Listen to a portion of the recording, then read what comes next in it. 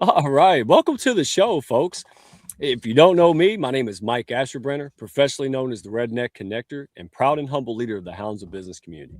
And there's April Wyatt, the one and only. She is always working hard backstage in the Hounds, everywhere to lift up everyone. So thank you, my friend. How are you today? Oh, you're most welcome. I am so excited to meet these lovely ladies. The only person Yeah. I know, because she's part of the Hounds, is Amy. And so to meet these other women is just phenomenal. So I can't wait for this to get started. Let's go.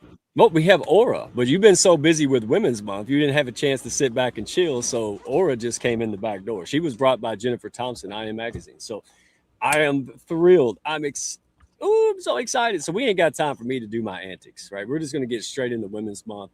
And folks, if you're new tuning in, we had our kickoff with Kindness Worldwide. Uh, Kevin Smith, we had the female ambassadors across the globe. It was phenomenal, absolutely phenomenal. So now this is week one of hashtag She Wins March, and they're behind April Wyatt. That's all the promotional partners that are backing this, right? Brand Face, shout out to you. I Am Women's Magazine, the men's division. Living with Intention, April Wyatt, right there. Kindness Worldwide, Kevin Smith popped in the back. America's Supermom Company. She is the one, Lachelle Atkins. She is the one that's going to be hosting that Zoom party. So the ticker down at the bottom, folks, there's your invitation. It's on my profile. We'll put it in the comments after the show. It's going to be a great celebration, right room. Get to meet people, no pitch slapping with a P. You don't have to do that when you're in the right room, right? You just join the party. So, folks, today, hey, have fun. It's late for most people. You probably have kids, business, all kind of things. So we appreciate you being here. We'll do our best, put into the comments, share your thoughts, share your experience in the topics, and ask questions, and we'll do our best to throw it up there as we can. Other than that, let's see. I want to give a shout out to the amazing lady running the backstage, so I don't have to. April Wyatt, go ahead and tell them real quick about this retreat because every time Oh, you have a retreat, people, it's not a marketing thing. People just keep talking about it, and that's why they fill up like instantly. So tell them if how many spots are left and what to expect real quick. oh, thank you, Mike. This is such a retreat that really is near and dear to my heart as I love bringing people together so that way they can learn to navigate through their own nervous system, right? Through breath work, through some Osho meditations, which are movement meditations. We're about cultural too, being cultural experiences, going to this waterfall that you see in this picture. That's me at the base of this amazing waterfall. Doesn't do it justice.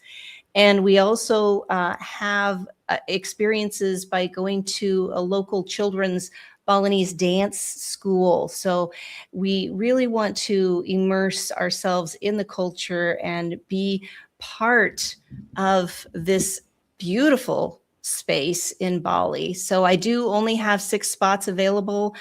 So if you're interested in that, you can reach out to me directly and I can give you more information. So thank you so much, Mike. I appreciate that.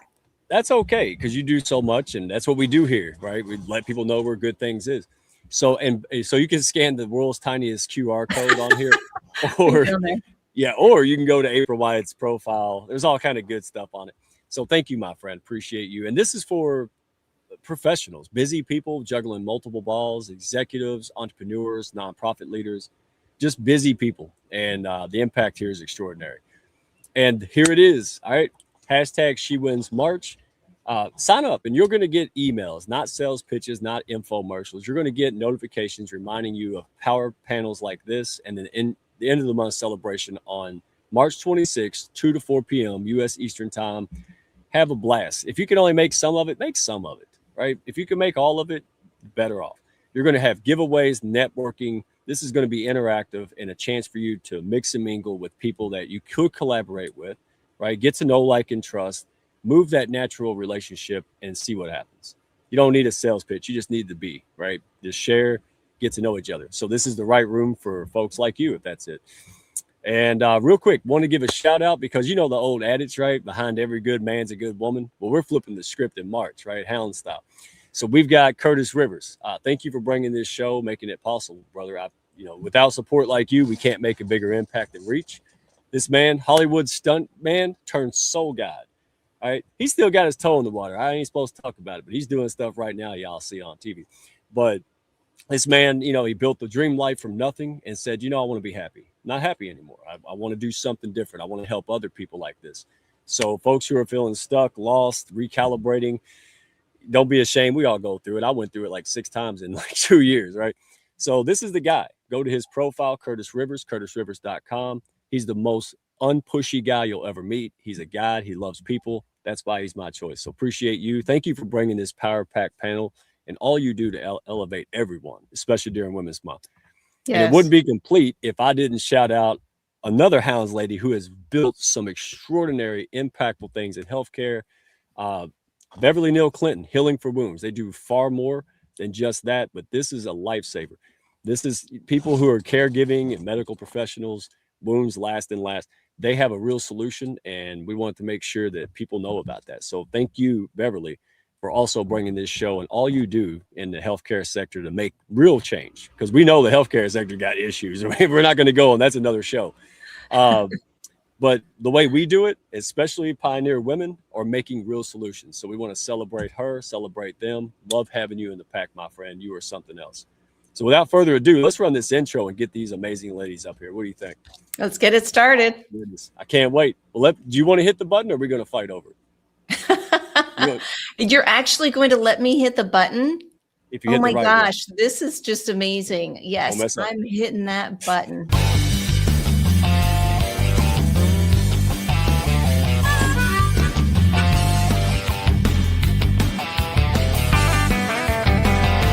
Are you looking to grow your network and your net worth with other high-level, heart-centered professionals? Then grab a seat and your favorite beverage and join Mike Asherbranner, the Redneck Connector. It's time for the Hounds of Business Community Happy Hour.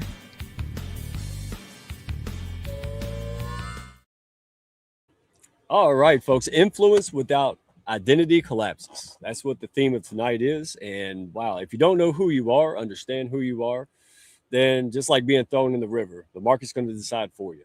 So no hype, no surface empowerment. This is earned leadership. These are from women who have been there, done that, still doing it. All right. So they're going to speak from experience as well as knowledge. Let's bring them on up. Open the gates. We're going to bring up, we have Chrystal, Clifton. We have Aura Martinez and Meshell Baker. How are you extraordinary women doing today? I'm good. How are you? Good.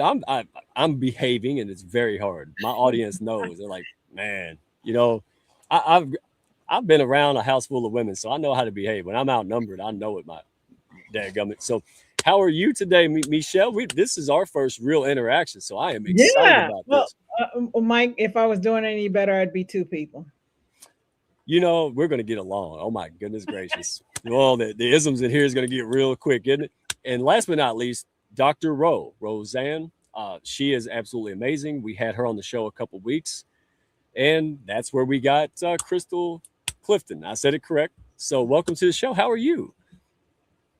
Uh-oh. Are we having a mic issue? No, I don't think so. Am I back? Okay. Woohoo! StreamYard's been giving us stuff. But so yes, ma'am. So you're doing good today? I am. I have my shirt on that, she wins. I wish it said she wins, but we're all gonna win. So my daughter asks me every time in the morning, she says, "What time is it, Dad?" And I yell, "Time to win," and she hates it. Absolutely hates it. Now she just wears a clock like Flavor Flav because I ain't telling her. All right. Well, let's get to it. If you don't mind, I'm going to go around the room. So we'll start with you, Chrystal. Just tell us who you are and who you serve, what your business is all about. Just give us a little synopsis.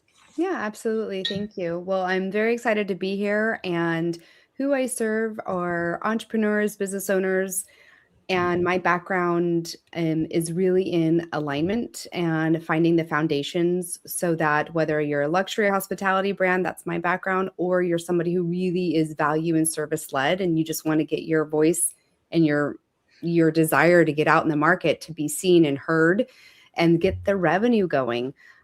What I do is align those pieces, and this really speaks to my heart. So I tend to find the missing link between who you are and your business and the revenue with sales and marketing. I'm a very clear, concise business growth strategist. I'm kind of the secret agent people bring in when their sales are just not quite where they should be. Yeah, you're brilliant. Y'all being modest. That's okay though. I get it.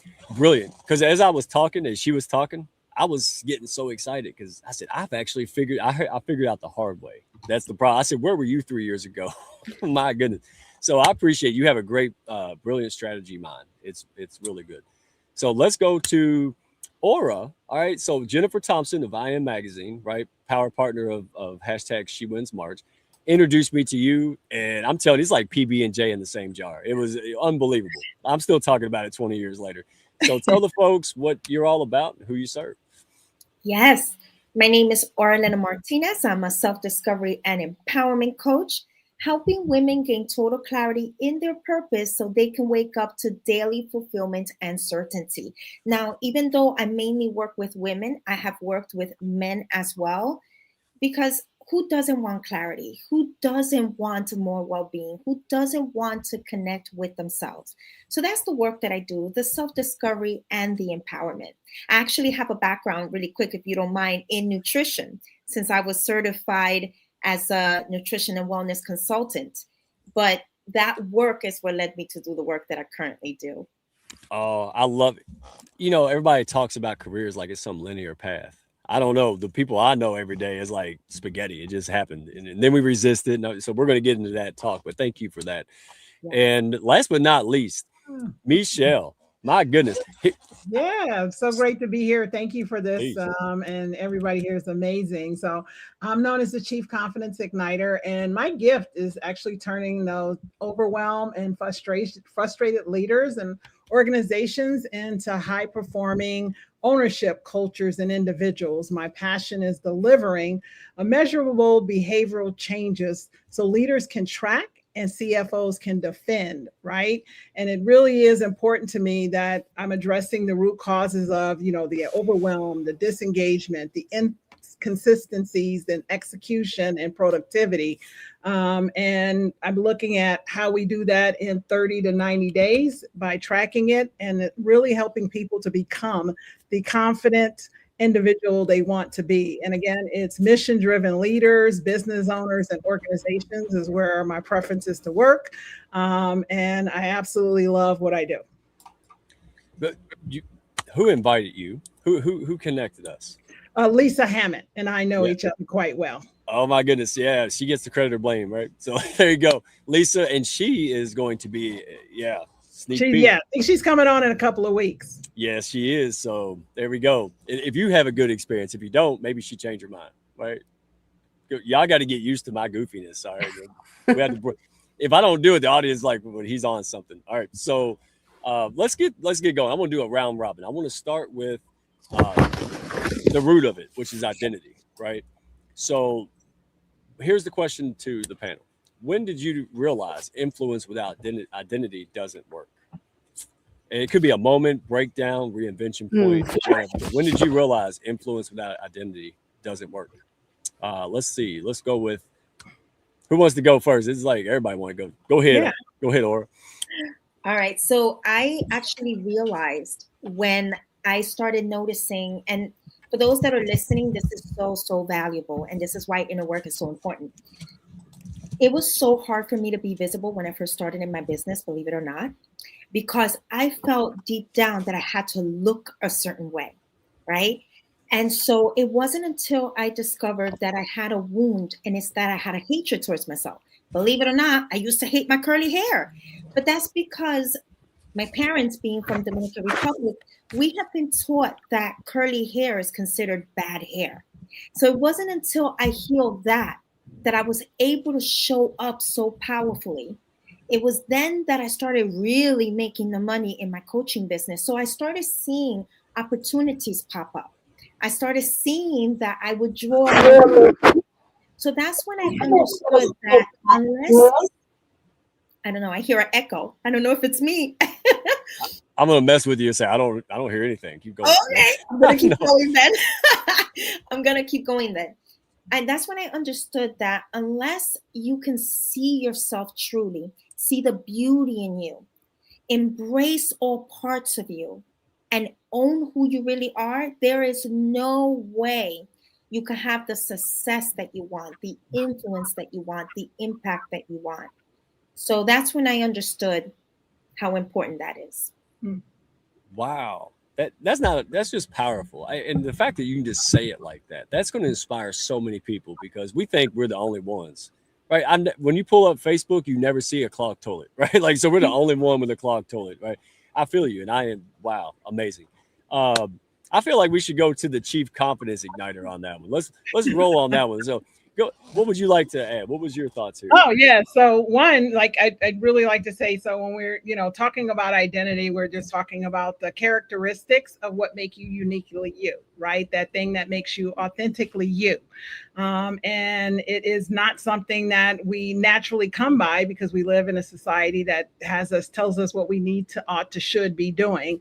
And I did that. So my background is I am actually formerly incarcerated. I've been homeless, done a bunch of, shady crap, and then turned my life around and got educated and started working for Fortune 500 companies in sales, pharmaceuticals, medical devices, biotech, and was incredibly successful because I knew the disadvantage to where I was. I knew that I was blessed and advantaged to be in those circumstances. Now, when I stepped out from that after doing that for 20 years and became an entrepreneur, I had immediate success on stage, right? People had an affinity for me, and it was because of my authentic way of being. However, I had built my confidence on my external accolades and achievements. So internally, I wasn't trusting that these people who were just wanting to be, oh, you should do this. Like, so I became immediately overwhelmed by all the shoulds and do this, and couldn't figure out what to pick, and spending money on this coaching and this training and this, so anytime somebody walked up to me and told me this was going to make me be able to do that, I was purchasing it, whip out a credit card or whatever. And it was because I wasn't rooted in a clear identity of who I was, what I was called to do, and how I was called to serve. So taking a step back and getting clear on that again, and deciding who I am and what my purpose was, allowed me to now build my influence and be unwavering in that. So like, I don't apologize for who I am. Like I am the Chief Confidence Igniter, and I will light you up. People say it all the time. Oh my God, I feel better for being around you. And that's what I teach and coach and train people how to do. Like, be rooted in who you are and be amazing everywhere you go. It's not about the circumstances, it's about who you are and what you decide to be. Holy cow, folks! Comments, hey, dude, we bringing it. We ain't even got the Chrystal yet. I'm like, my goodness, wow. No, because I know people tell me stuff. They hide it. I've been there. Everything you're saying, yes. So Chrystal, we got to go to you, because you're not shy. You've been through this journey. Go ahead. I'm not shy, and I have a little different of a perspective in a great way.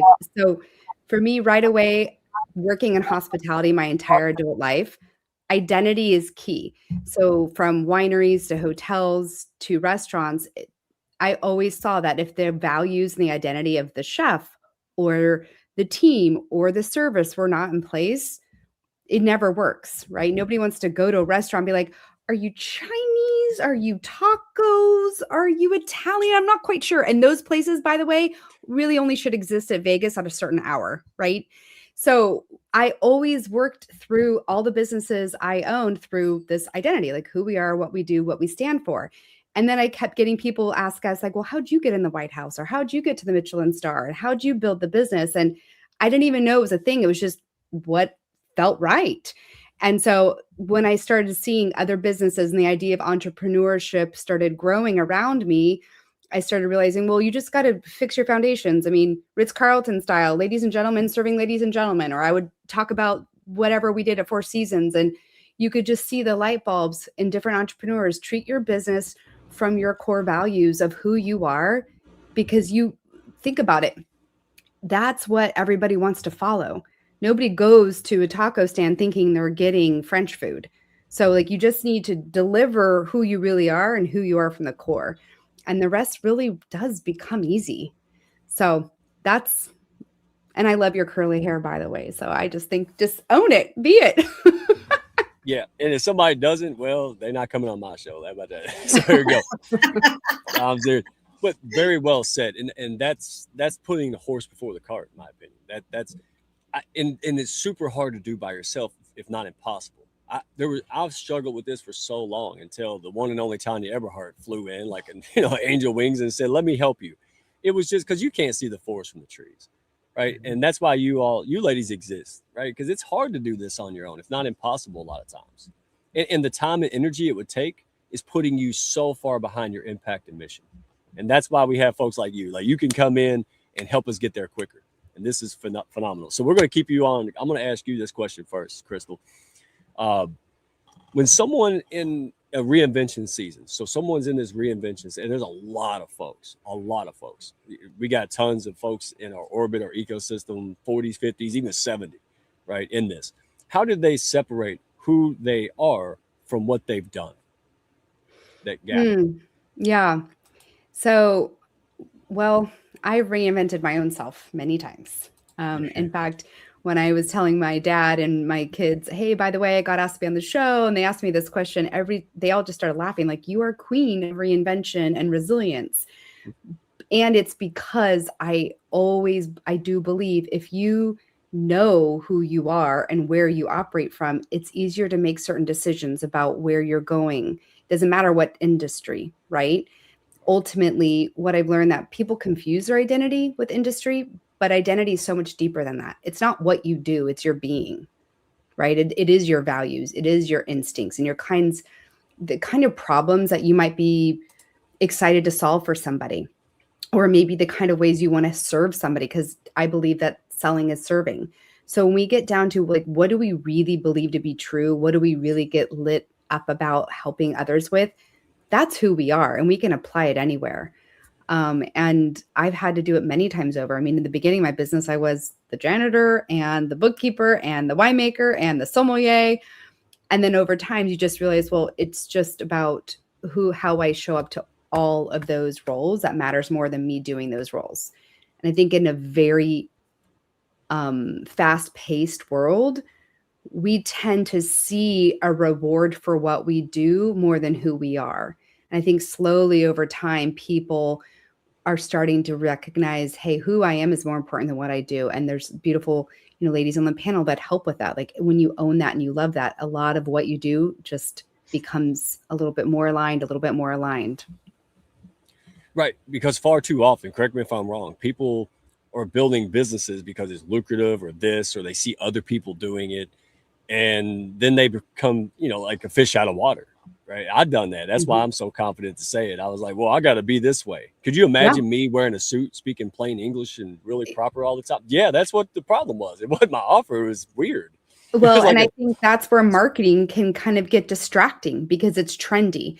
And that's where you and I first recognize, like, oh, we are so aligned, because the more you own who you are, the more authenticity about who you're going to be for somebody else resonates. And I will say, in today's time where AI can be doing anything, people don't want anything being marketed. They just want authentic.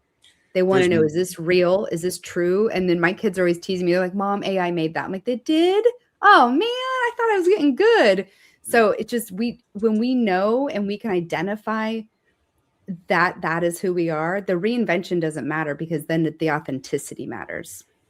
You're absolutely right. Marketing fatigue and a trust deficit the size of the national debt, right? Right. It is exhaustive. So when you show up as you, and hey, spoiler alert, folks, I've seen this. I've seen really in tune people pull out their flip phone like it's 2010 and stuff. And because now it's not AI generated, right? You're just walking around stumbling, because that's what people want.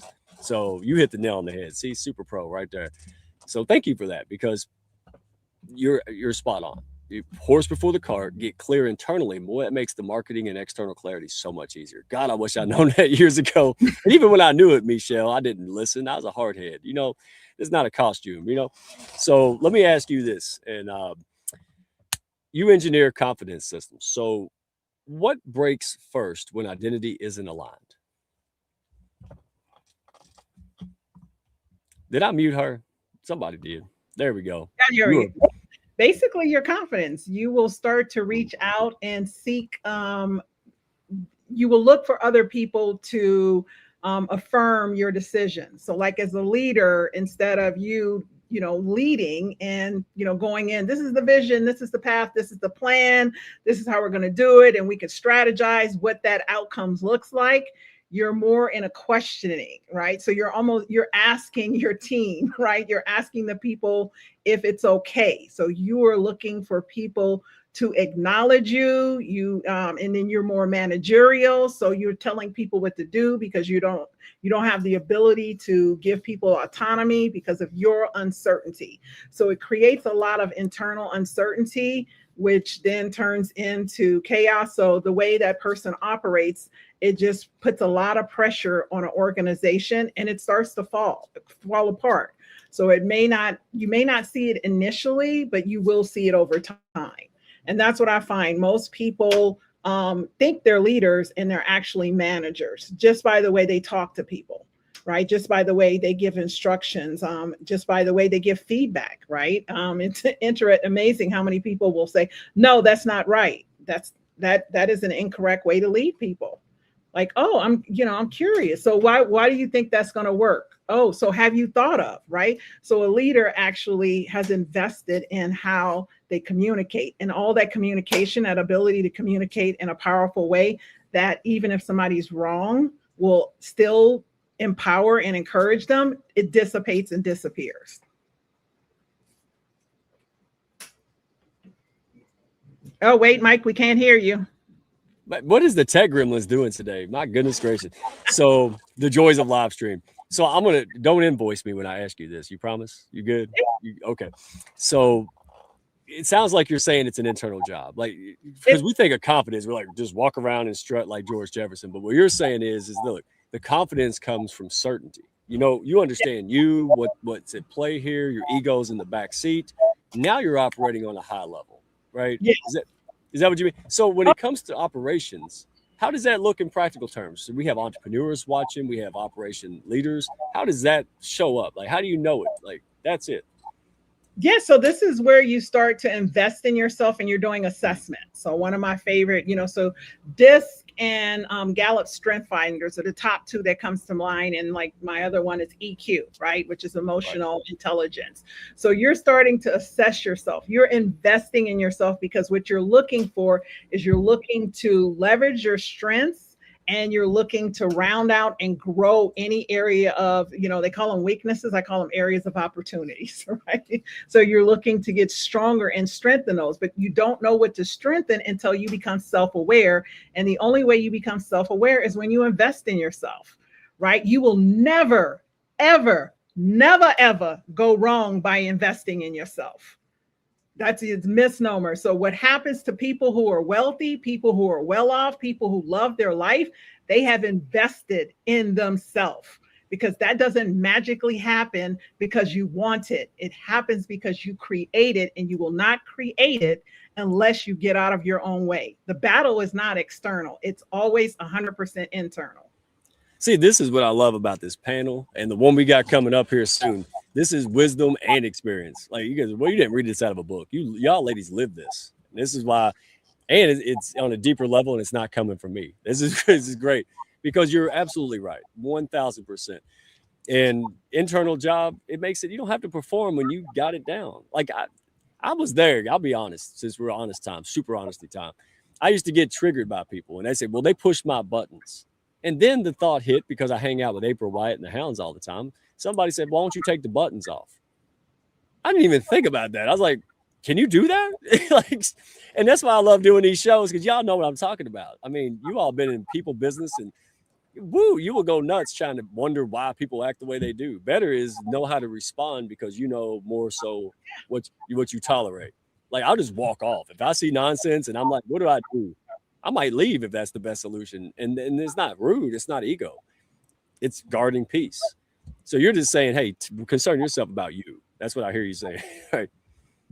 Yes. So, just to dovetail on what you said, I actually believe in creating this bubble. So one of the things that's non-negotiable for me is my morning routine, right? So, and I get up every day and I wake up and I'm like, thank you. I get to be a gift and blessing. That is my calibration and my floor. So whenever I am not able to do that, it means that Meshell needs to go take a break. Meshell needs to take a nap. Meshell needs a snack, right? I'm like a child, right? I either need a snack, a nap, or a break, right? So it's one of those three. And that's the only time I'm not able to calibrate. And when I met with people who are difficult, people who are cantankerous, I don't internalize it because I live in a bubble of awesome. I tell people I've spent too many years, too much money, and too much time to be the amazing awesome that I am. You do not get to dictate my awesome. So what's wrong with you, boo? Oh my goodness. Not Well, me. before we go to Aura, I want Chrystal to chime in because I don't know if it was you, Chrystal. When I made the comment, normally I don't take calls right now, but I'll talk to you. And that means that I shouldn't be in public. I have the flu. I turned into the biggest man baby you've ever seen in your life. You know, like people who know me, April White can take a phone call because she's used to me. But I'm not doing no daggum collaboration call when I feel. So it's self-awareness. It's just, hey, show up tomorrow when you feel better and you can put your best foot. Again. I know you're dying to say something, Chrystal, because you know. Well, I just feel so excited. Everything that you're saying, Meshell. I mean, my kids know, like, nope, morning time, nope, don't, no. And I think especially as a single mom, I've had to be like, I love you. This is me time. Or same with business too. It's like we, as founders, owners, entrepreneurs, we forget that we're not Gumby. It's like, you know what? You need that same bubble to just recalibrate and recondition what needs to come next. Comes from a place of groundedness, not from exhaustion, caffeination, and all the things, you know? So Samantha Burr, Eco Sam. Yes. So I hear it from her too. And she's over here going, thank goodness, because you're saying exactly what she practices. And see, this is what I mean, reinforcement. Because sometimes we do stuff like this and we think we're full of garbage. And then we hear someone else we respect say it and we're like, oh, I'm not crazy after all. I was on to something good, right? Like Mike shouldn't talk to people before noon. That's a good principle, right? So, because I want to show up with my best self. So thank you for that. Aura, we're going to bring you on up. And do you want to add anything before we get to your question? I do. As a matter of fact, I agree with Meshell 1,000%. So to me, my morning is extremely important, especially because I deal with a lot of people. So one thing that I didn't mention earlier, apart from being a self-discovery and empowerment coach, I've been a flight attendant for 19 years. It's going to be 19 years this July. And so I get all the time people telling me, oh my God, why are you so happy? Why are you so bubbly? Blah, blah, blah. Well, the reason why is because to me, my connection with myself, super important. Me understanding what I'm feeling, what my body is feeling, what I need for myself, extremely important. And so the more connected you are with yourself, the more you understand yourself, the more you're able to fulfill your own needs, you're going to be in a better position to give your best to others. And I think many times we forget that. That out. I caught myself on mute. I type like I'm slamming the keyboard like this. So I have to mute it. That's why I do that. And let me ask you your question, because I have one for you. Let's see. High achieving women often check every box and still feel off, right? That's what I hear constantly. It's men too, but we're focused on women. So we got everything done on the to-do list, but we don't feel right. So what's missing? I know it's a general question, but in your line of expertise and work, what's the common theme for yourself and others? Like, hey, I got it all done. Why did I not feel like all excited and aligned with it? Yeah. So I've noticed that when high achieving women, they check off the boxes, but still something is off. It's because they're checking boxes that are not theirs to begin with. So at a very young age, we're taught how to be, what to do, what career we should be on. Oh, we should be married by this age, have kids, right? And so when you are living a life based on what someone else thinks success is, that's when you find yourself asking yourself, well, okay, so I did everything that supposedly would make me happy. Why do I still feel the way I feel? Emptiness and all of that. It's because your fulfillment does not come from checking boxes, especially other people's boxes. It comes from alignment. And if you look at the word align, it sounds like a line, one line. What does that mean? You're meant to be one line with yourself, your mind with your soul, right? Your actions, right? Who you're being. And so whenever that alignment is missing, that's when you feel off. That's when you don't feel fulfilled. And so one of the things that I like guiding women to asking themselves is, what will feel good to me at this very moment? What does success mean to me? Because the more we understand what makes us happy and how we define success, the happier we will be. So success or feeling fulfillment is not about saying, okay, so I'm going to let go of the career, let go of the titles. It's not about that. It's about redefining success according to who you are instead of what you have been taught to be. Oh my goodness. Someone else's checklist. Yeah, hey, I got it done, but that's not what you were born to do, is knock stuff off the list. You were born to create, do what you're there to do. And I love this, that you ladies are giving permission, right? You're saying, hey, if you're not happy, don't shove it off and go, oh, well, you're on this earth for a little bit of time, right, Chrystal? Like, we got things to get done. We got to identify. So I'm going to close with this question, and then I want you ladies, after you answer it, let folks know. Don't be shy, because the hounds will be mad if you don't tell them how they can learn more about you, right? They want to share you. They want to dive in. Who knows? They may have the issue, right? They may want to go check out resources and have that discussion with you. So that's why we want to don't be shy.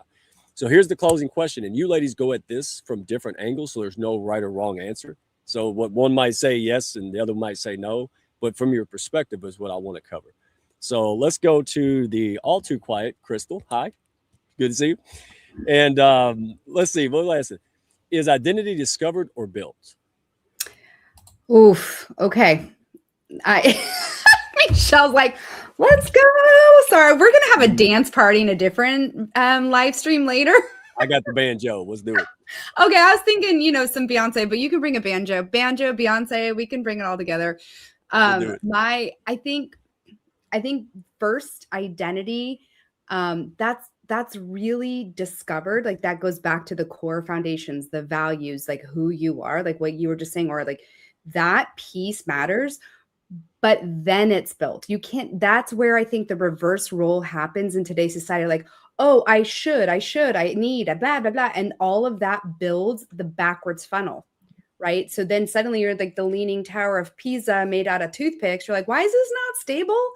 It's because you're building upon something that's not identified. And when I think about, again, sales is service. And service, if any of you've ever been to a great restaurant where there's great service, you're willing to forgive a lot of the other things, right? You're willing to go, oh, okay, the food's okay, but the service is great. But what we need to do is serve our true identity and then build it from there, and then find the right places in business that serve from our identity and serve the identity of, okay, this is who I am.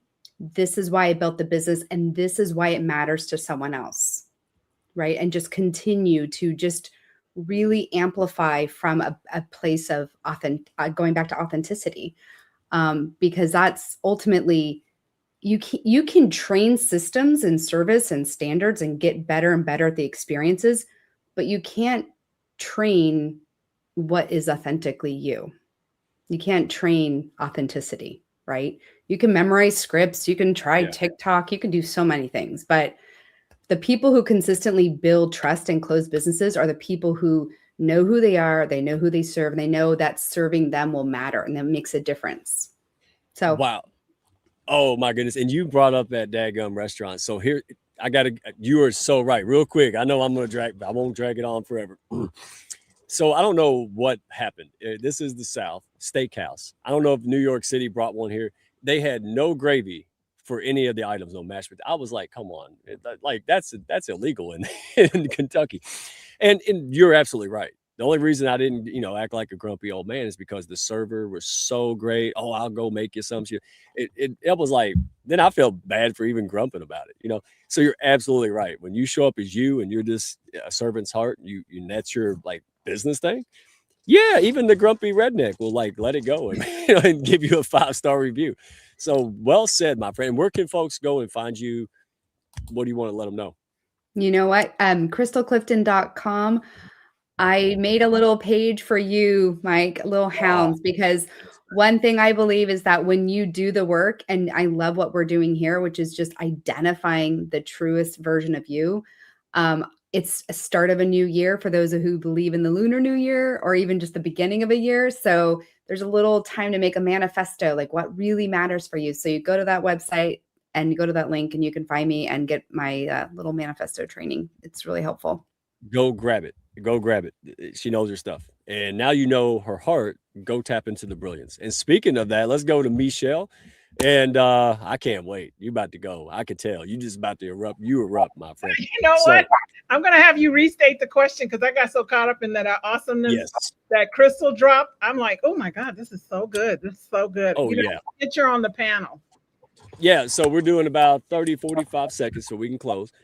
Is identity discovered or built from your perspective, from your angle? Oh, it's absolutely built. So the person that comes to mind, I think about somebody like Beyonce or Bruno Mars. They knew who they were at 3 years old, right? So they still built in by being committed, by being dedicated, by being disciplined, by being consistent to get to the level they wanted to get to. Now, think about that. Most people don't even know who they want to be. So until you know who you want to be, there is no greatness to be found.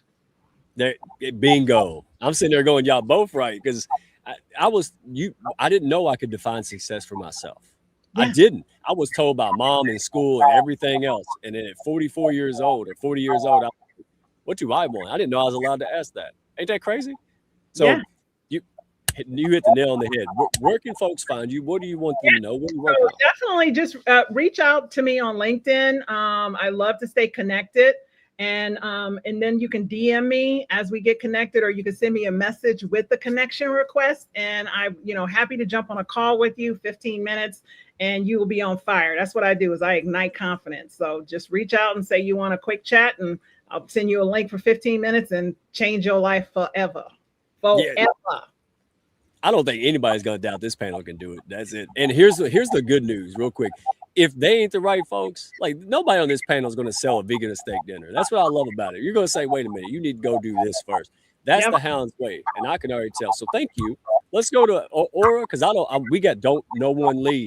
We have two amazing ladies coming in from a different perspective. Do not leave. And then we got Canadian South up in the house. So y'all definitely don't want to miss this. So Aura, what is it for you in your perspective, right? Is the identity, what comes first, chicken or the egg? Is it built or is it discovered? I think it's both. And it all depends on where the person is. It's discovered because you have to see yourself clearly, right? You have to see what you're made of.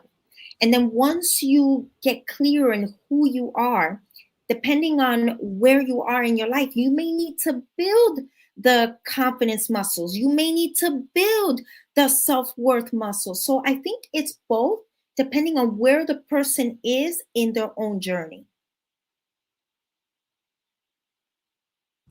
See, now I'm going to make a note to say. But I stopped because I know it's 30 seconds. Did you time yourself? You was like 29. Stop. You were amazing. Oh, my goodness. Well, ladies, you all are extraordinary. And I appreciate you coming, taking the time today to share with all these amazing hounds, the ladies, and then the men, right? We got a lot of men support running around. That's what we should do. So thank you so, so much. Meshell, you're amazing. Chrystal, oh, you even had Dr. Rowe pop in. Wow, that's a busy lady. So Dr. Rowe, I saw you. Did you see me go like this? That was that. So thank you, my friend, for the introduction to Chrystal and Meshell. Wow. My goodness, you ladies are fire. There could be a collab here. You want to do a part 2? Let's talk. All right. So let's do it. We're going to say goodbye. So now's the time to wave. I like to do this. It's weird, isn't it? All right. So nobody leave. Thank you all so much. You're amazing. All right. Bring them on up before everybody thinks we're over. There we go. Now we're going straight into panel 2, because this kind of put the icing on the cake with panel 1, and it's got its own flavor. And I wanted to introduce these amazing ladies. Amy Cornforth Long. Oh my goodness. I said some crazy stuff in October and she liked it. So yeah. And again, reinvention, identity. She had a great career. I'll let her talk for herself, but that whole, look, I want to live. Right? And she had such courage to do the crazy stuff it takes to build, reinvent, and all of that jazz again. Not because she had to, more impressive because she wanted to. That's the key, because she wanted to do more. And what an amazing person. And then, in my rendition, Britton. All right, I met Britton, and we met at Podfest. So me and D. Scott Smith, big Texas, right? He's standing there in his big Texas outfit and his big hat, and I'm looking like me, like I always do. And these two ladies come around looking like D. Scott. And it's like they looked and were like, let's go talk to them first. Like we're the only dudes looking similar to us. And so that's how we picked them up, Podfest. And so anyway, Amy, let's start with you, my friend. Tell the folks what you do, who you serve, what you're about. Hey, Mike. Thanks for having me. Great to be here. My pleasure. I'm a law firm leadership consultant and author of The Subtle Art of Leadership. I work with law firm owners to help them transform and reclaim their time so that they can take that time and spend it, whether it's more time on their business or just have it for personal reasons. Yeah, because you Esquire. How long have you been in the law game for? It's going on 21 years this May. I'll be a licensed attorney. Mm-hmm. Yeah, I don't argue with this woman. Are you kidding me? Like, she will shred me. Thank God she likes me. But you bring a wealth of knowledge to what you're doing today, and that is invaluable. So we're going to get into it, because if anybody knows about this subject, my goodness, it's you ladies. Britton, I am so thrilled to see you, my friend. It's strange because you're not wearing your hat and you wear it more than I do. But we had some hat issues. Somebody, we'll have to file an insurance claim because of damages, but we'll get it. So yeah, it's unfortunate, but it is what it is. My name is Britton, as introduced. I come with a tagline. It's just like the country. So I would say I am more your gal Friday when it comes to horses. I know that might come across a little bit different, but I'm an equine practitioner, clinician, journalist, and Western media contributor dedicated to supporting performance and biomechanics and education for owners and horses. So it's a little bit different, but I try to champion Western heritage through published journalism, live presentations, different digital storytelling, all that fun stuff. And I try to build community in that industry through multiple avenues, including having a podcast, like you had mentioned, being at Podfest, which is called Uncinched. And then I do clinics and just media work in general. Okay, so somebody told me years ago, he said, Mike, if you ever go to Canada, you need to go to Alberta. I said, why? Yes. Because that's Canadian redneck land. That's the South. And I didn't believe it until we met, because you are from Alberta, right? And I'm like, Yes. dude, I got to go to Alberta. Oh my gosh. So, but very interesting. Today, this panel, we're going to kind of go to the second phase, right? Structure, sustainability, and scalable leadership. That's why you ladies were chosen for this. So, Amy, we're going to go straight to you. What happens when leaders try to scale before they're structurally ready? Oh my God, I have egg on my face already. Go ahead. Don't hold back. Yeah, I heard that lag. That's okay. We'll forgive you. I cry at night, but you finish the sentence. The weaknesses get exposed. The leadership weaknesses get exposed. That's in simple what happens, and everyone can refer to it as different things. It's commonly called, like, it's clear where the bottleneck is. And, I was talking with a law firm owner a few weeks ago, and they described being a bottleneck, having the office as like a merry-go-round, everything having to come through them. And so that's what gets exposed when you are scaling too fast without the structures, is the missing expectations, people not understanding what is in your head. They can't figure it all out, everything having to go through you, having things set up as like black and white, all or nothing. And something really pervasive is the concept of being clear. And I talk about that in my newsletter. No one can be clear. Your job is to clarify. And those are two separate things. And so your mindsets around your team and how you're building and leading, that's what gets exposed when you scale too fast. Yeah, well, and is that do you think, for the most part, do people realize it, or is it kind of creep up on them? Is it like, hey, I see that and I'm just going to ignore it and I'm better than that? Or is it just something that you're trying to figure out after something happened? Well, I think everybody's different. I think for the most part, everyone is doing their absolute best and they want the best for their business and for their team. And we're all subject to the idea that we don't know when we're in our own way and we often can't get out of our own way.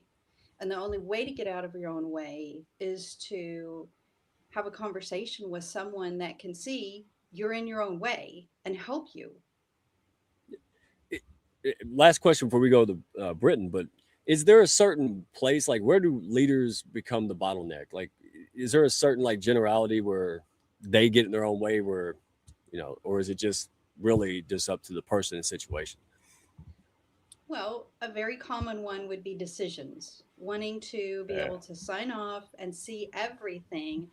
Because when you start out, especially if you start as a solopreneur, but if you start as a solopreneur or if you start out and you have a few people, in the beginning, you are in charge of all the decisions and you feel like everything is on your shoulders. The bottom line is always with you. And then as you grow, you let go of responsibility, but not always the right amount of authority or autonomy or any decision making. And a lot of people have trouble thinking of decisions on a spectrum. Decisions are not all or nothing. And as long as you're thinking of them like that, you're going to retain that bottleneck identity. Right. Yeah. We were working on Women's Month, and that's the I said, because I was so used to it. I didn't want to do it, but I had to do everything, right? I had to be the guy who answered the phone and took the trash out and, but then April and Supermom got together and I didn't even blink. I was like, listen, when you have confident people that are willing to go to bat, you let them do their thing, right? Like it was I thought I'd have an issue. I couldn't wait. I'm like, who else wants to delegate? Who else wants to do something? And some of that fear is really in our heads. Once you understand it, once you think it through, and that's why you're so good, because you've been there. You understand, especially for professionals, law firms, licensed professionals, you get it. Right? You speak the language. You've done it for decades. So yeah, we're just getting this party started, you guys. Britain, I'm going to go to you now because you're in a very male-dominated industry, right? And a very close-knit when it comes to equine, and a lot of farms and things are passed down from generations. And you're really a massive innovator in a male-dominated industry. I find it remarkable. So how has instinct shaped your authority, right? What are some of the insights here? That was a great question. Instinct in general is very foundational to my work, simply because when you are with horses, they can't communicate in the same way as humans can. So you have to be very intentional, and they survive off of instinct, that fight or flight, which people sometimes do too. And so it's really important to know, like horses, for example, don't respond to your ego. They don't respond to what you kind of dominate with that way. They respond to the feel and the intentions that are behind, your actions. And so that sensitivity has shaped how I lead and how I speak with humans.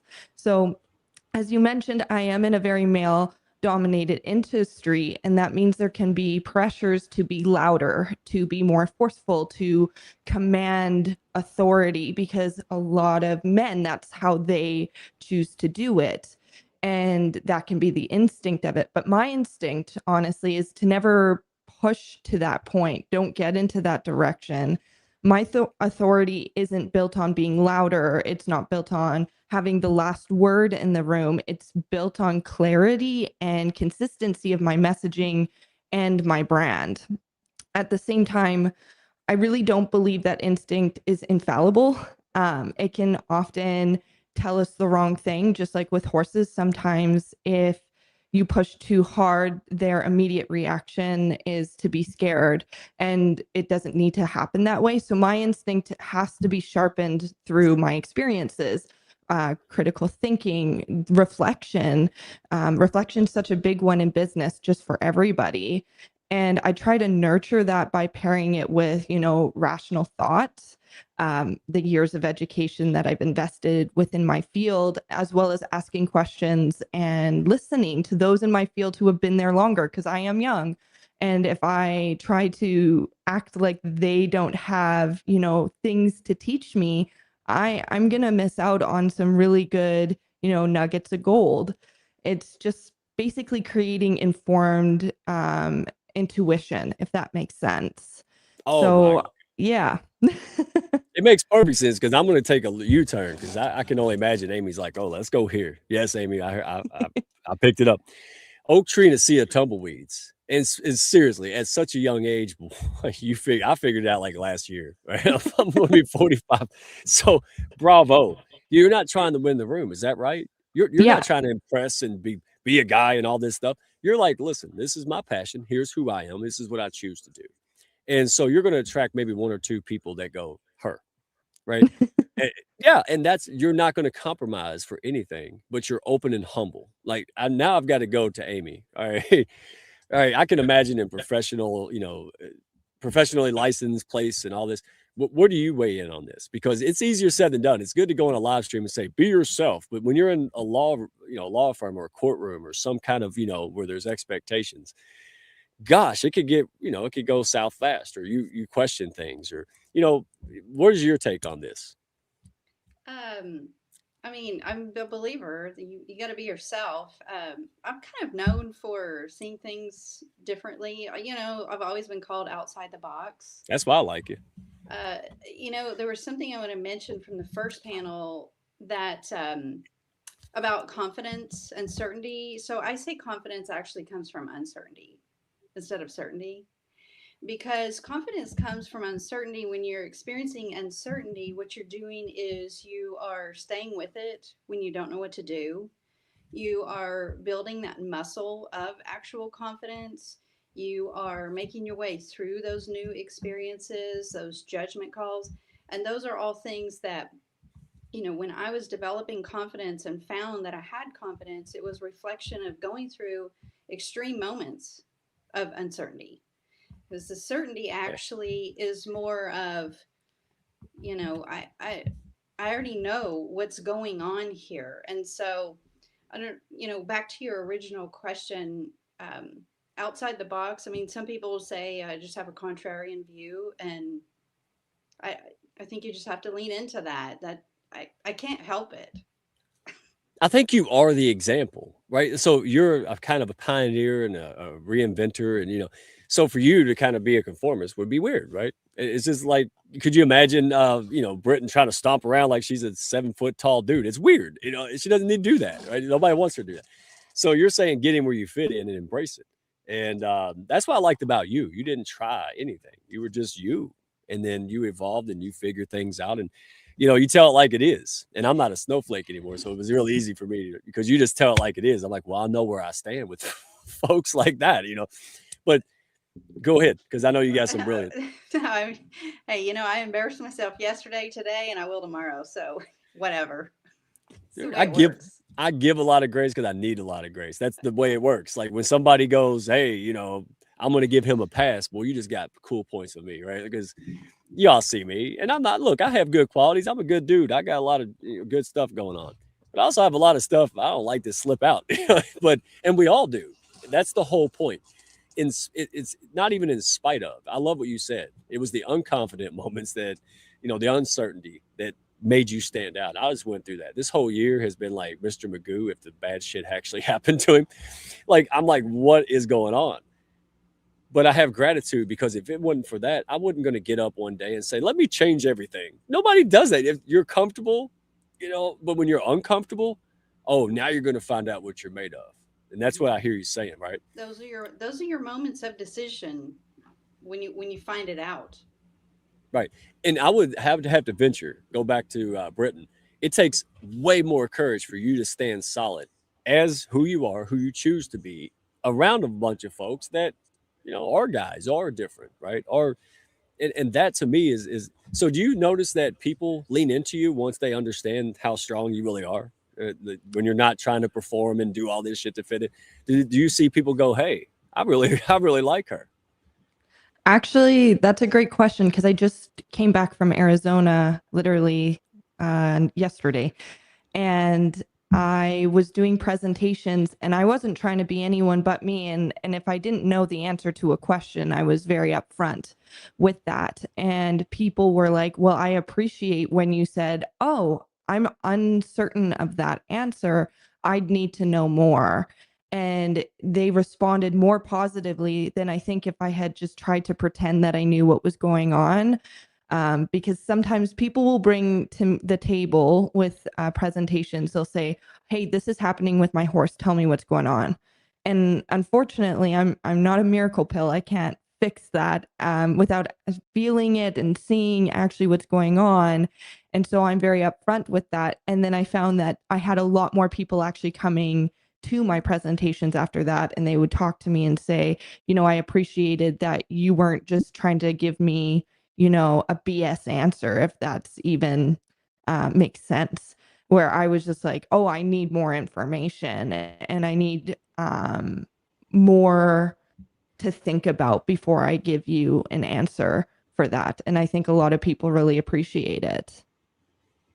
Hey, the right people appreciate it, right? Like you might come in, Amy might come in and do Amy, and like 8 people go no, but then the 2 that stay, that's the one she wanted in the first place, like a pool filter, right? Like it's totally. Yeah, because I can imagine people like, I don't like that. I loved it. That's why you're here. I'm like, well, I like it. I like authentic. I like truth, right? Like other people may not, and that's the calling card. You two ladies really define this very, very well. You do the hard work, figure it out. Right. Once we do the identity work we just talked about in panel 1, now the next step is sustainable model, right? Like you got the horse before the cart. Now build out the funnels, build out the systems. What Fortune 50 company or successful entity doesn't have systems? That's what clicked in my head like 3 months ago. I'm like, dude, you can't run this on dreams and passion. You have to up level like a Fortune 50 company does. And then the strangest thing happened. I loved it. I was like, why have I been running from this for so long? This is great. Just move the structure, right? Like just tighten the ship. So, because I don't listen to Amy, because she's probably been telling me that for 6 months. But all right, ladies, I want to tie this question back to panel 1, right? Because it kind of picks up where it left off and they kind of merge. Amy, we'll start with you. How do you build systems that reflect identity instead of suppress it then? I think it's just a really simple word. It's reflection. And Nice. The only way to get through that identity is to reflect on what you want. And we could talk about that being your expectations and your visions. There's a lot you could go into it, but the number one thing is if you want to reflect identity, you have to do a deep amount of reflection and you have to do it consistently. You can't rely on it just being one time, and you can't rely on what comes to you through outer measurements. Like, I know there's a lot of personality type tests out there and registrations you can do to learn about yourself. And I'm not against those. But what I always say is first reflect on who you say you are first before you let a system tell you who you are, and then mesh those together. And that would be simple down to like your expectations. Mike, you're a leader and you lead a team, so you have expectations of yourself, you have expectations of your team has expectations of you, in case you didn't know that. And they have expectations of themselves, and those are 4 different things. And in order to reflect the identity, you have to go through all of that, and then you want to put those together because you don't want to just you don't want just them meeting your expectations. You want to meet their expectations, and you want to know, what are you saying you're going to hold yourself accountable for too? What is your identity? And you want to be able to reflect that. That's a mic drop. I can't say anything because she's that gum straight. Well, and also on that line, a lot of humble, because you gave us a format. You gave us a whole pile of information you sent me. And I did my thing, did my AI stack, and it turned out to give us the best networking we've ever seen, right? So when we're talking about structures and sustainability and models, it's not, this is a result of that. If people feel comfortable and they're like, hey, I can bring stuff to you. Well, you just got brilliant free information from the brain of Amy, right? Like I've never in a million years figured that out. It was that kind of thing. So you'll get benefits. Because when I used to think of sustainability models, I think of HR departments, bureaucracy, and crap, and we're not talking about that. We're talking about things that will enhance what you're all about. That's, hey, how do I do better in my practice? How do I serve better? Team, clients, everybody.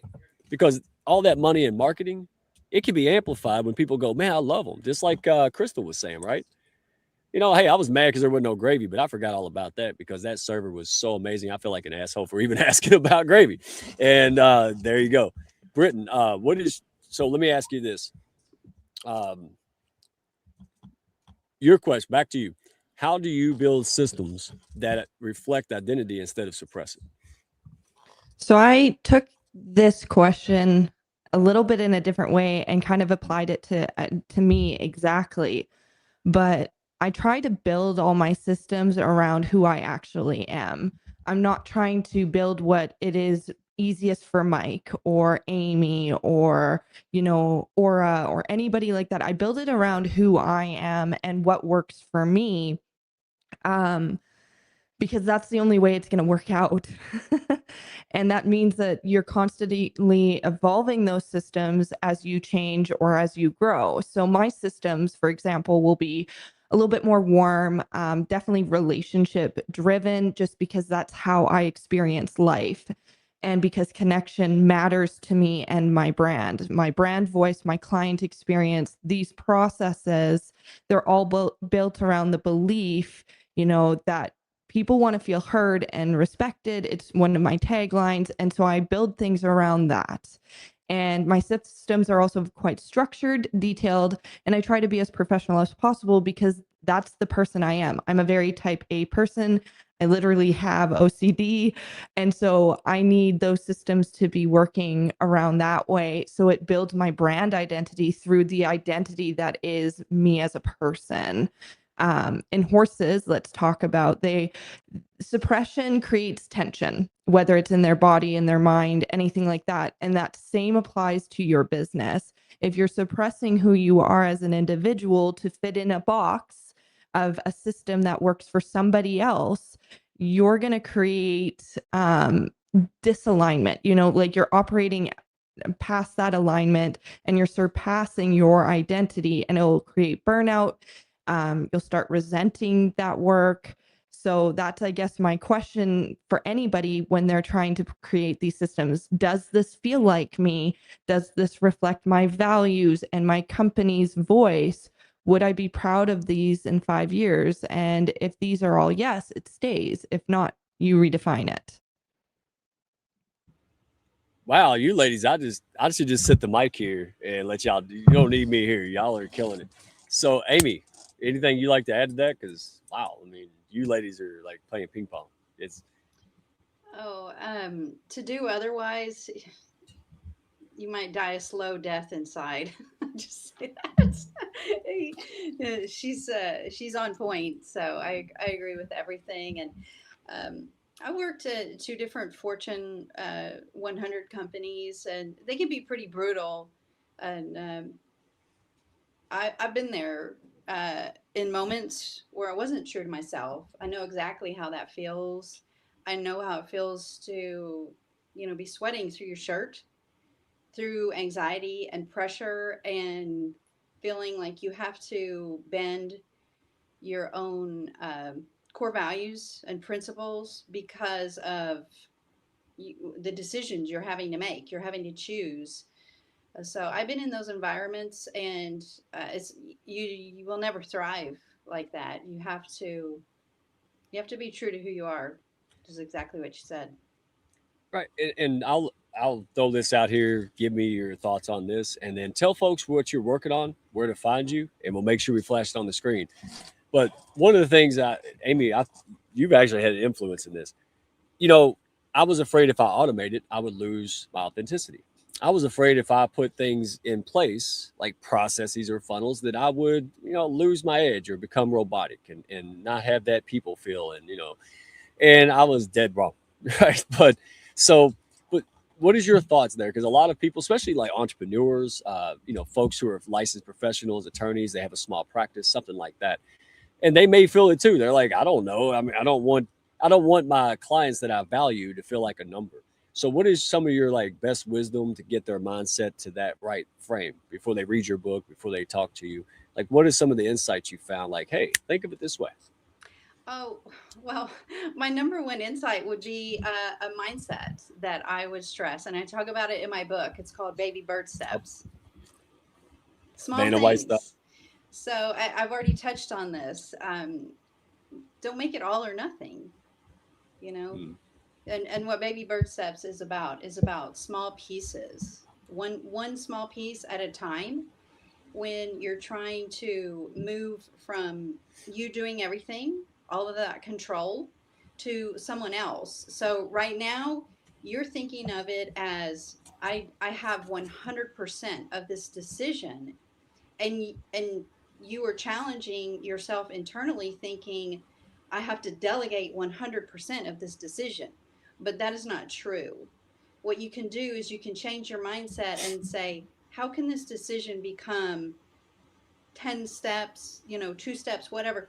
What piece can I let someone else have? What piece of control, so where then I'm not doing so much. I'm giving away some of my time so that I can put it towards the business and do something else.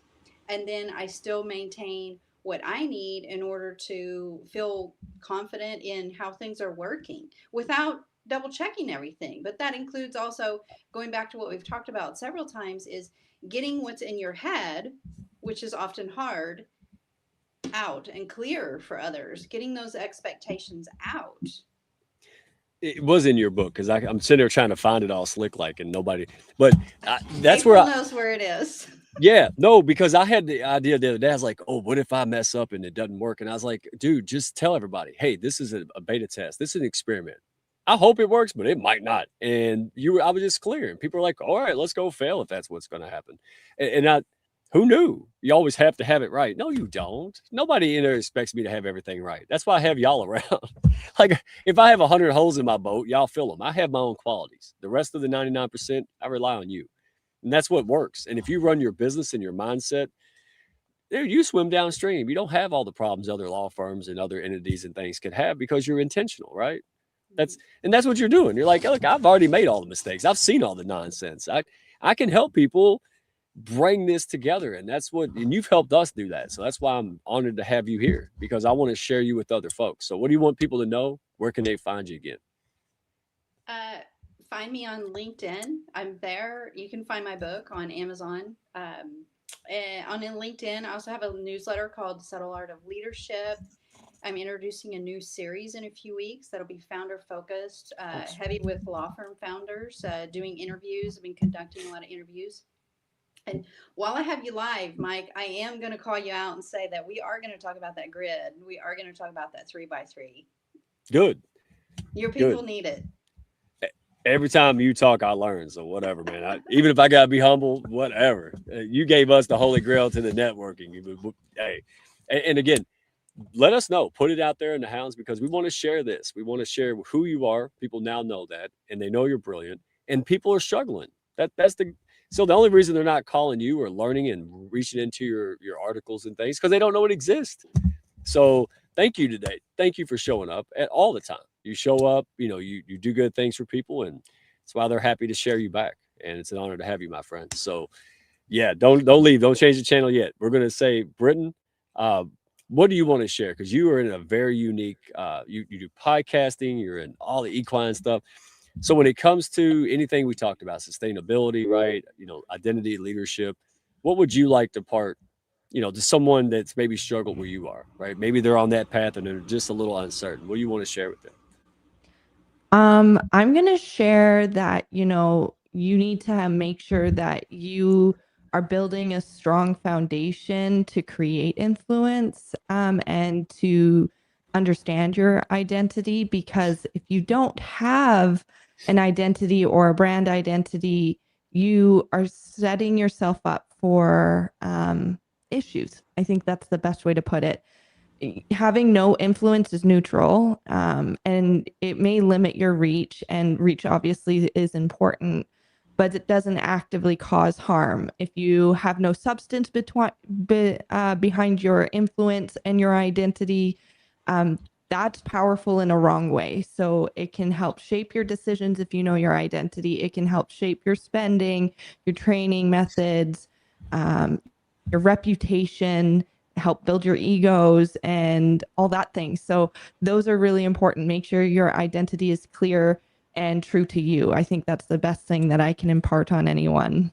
Speaking of identity, I want to see your driver's license. There's no way you're in your 20s with that wisdom. Come on. All right. And yes, I'm projecting April Wyatt. I'm projecting my 20-year-old self. It was like compared to 2-year-old. So, wow, you ladies are phenomenal. I tell you what, if April's not shy and Aura wants to pop back up, want to make sure everybody says goodbye. Thank you all so much for everything, for who you are. It's a privilege to be able to share you, spotlight you. Again, who you are as well as what you do. So, my goodness gracious. And I think Aura, maybe it's bedtime. It's 8:15. So I appreciate you all staying late. But real quick, April Wyatt, thank you for running the backstage. I want to be present with our guests and really, be there. Thank you for being there for the comments and taking care of the folks who are here. Thank you for your comments, folks. If you want more and you want to take this to the next level, you see the value of the right room tonight with these brilliant heart-centered ladies. There's your invitation. She Wins March, right? Go to you can go to my featured section. I'll put it in the comments as soon as we're done. Go to YouTube, Hounds of Business, and join the party. Join the celebration. We'll bring you more live streams each week. We got 3 more, and they're just going to keep going next level, right? We're going to keep stacking on the themes, keep bringing you amazing folks like this. And men too. Hey, remember, behind every good man's a good woman. When we're flipping that, all right, behind every good woman's good men. So we're going to be back there supporting the ladies, restreaming, supporting, coming in. If you got giveaways, now's the time to DM us. DM me, DM April. Supermom, she's leading up the charge on the Zoom call. Y'all come as your best self. Leave as better self, more energized self, more dialed in self, more connected self. That's what it's about. You don't have to perform. You just have to show up and be you, dadgummit. So thank you all. Love you to death. Saw 8 gazillion comments. That's music to my country ears. If you're curious about what all the fuss is about, you're interested in the hounds, I have a group call. All right. DM me. Let's have a chat. Let's see if that works. And no more strays out there, right? You are somebody, right? But you need the people resource support to get it done. That's why we're doing this. So thank you to all the collaborators. Thank you, ladies. Thank you, panel. Thank you, folks in the comments. Hounds, you're amazing. All right, so we're going to be done with this. Next week, oh, wow, y'all be ready. I'm telling you, we're going to bring the heat again, y'all. So we'll see you next time, same time, same channel. And I think I'm done. April, you got anything to add except... No, this was a lot of fun. Thank you so much, ladies, everyone that showed up to support them and us. And it's just really been an inspirational event. So thank you again, Amy. Thank you, Britton. It was lovely meeting you. Aura and Chrystal and Meshell. And there's one more I forgot. No, I got it all, Amy says. Hey. Okay. Yay. I don't count. Yeah. And thank you everyone for chiming in. It was so good to see everyone. Lachelle's here, Linda and Charlie and Beverly. I could name everybody, but we all appreciate you being here. So yes, together we're better. Daggum straight. Well, my friend, you worked the backstage. It's Women's Month. Would you like to push the outro button? Oh, look at me. Are you really? All right. Let's do it. We'll see you all next time. All right. Next week. Be well, everyone. Thank y'all for stopping by. Be sure to follow, share, and like, and send me a message if you had fun today. Y'all come back now.